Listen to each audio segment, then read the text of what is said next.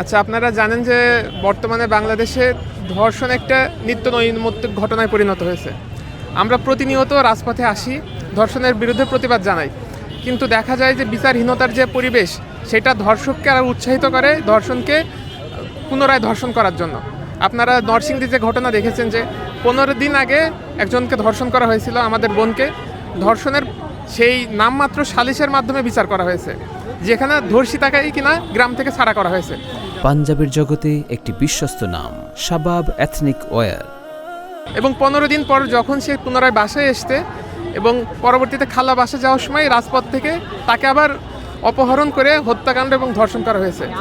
তাহলে দেখেন ধর্ষণের একটা যে কি পরিমাণ বিচারহীনতার পরিবেশ, যে গণধর্ষণের শিকার হয়েছে তাকে আবার 15 দিন পরে ধর্ষণ করে হত্যা করা হয়। তাহলে আমাদের বিচার ব্যবস্থা কোথায়, আইন কোথায়, আইনের শাসন কোথায়? সব কিছু আমাদের আমাদের বলতে গেলে একবারে বিলীন হয়ে গেছে। আর এই পরিবেশ যদি অব্যাহত থাকে দেশে, তাহলে আমার নিজের বোন যেমন সেফটি না, আপনার বোনও সেফটি না, দেশের কোনো মা বোন সেফটি না।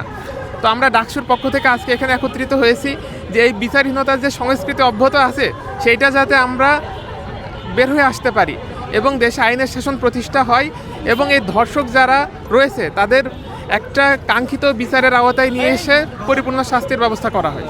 ধর্ষণ বন্ধ করার জন্য সর্বপ্রথম যেটা প্রয়োজন যে আমাদের আইন আরও কঠোর আইন আছে, কিন্তু বিচার বিভাগে গিয়ে সেটা দেখা যাচ্ছে দীর্ঘ লেন্থি হয়ে যায়।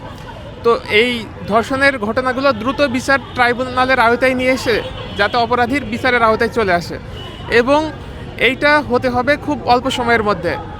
ধরেন যে আপিল বিভাগের কাজ বা জেনারেল যেই বিচার বিভাগের কাজ, এইটা যাতে 1 মাসের মধ্যে সম্পন্ন হয়ে তার ফাঁসির বা যে সর্বোচ্চ শাস্তি সেটা কার্যকর হয়।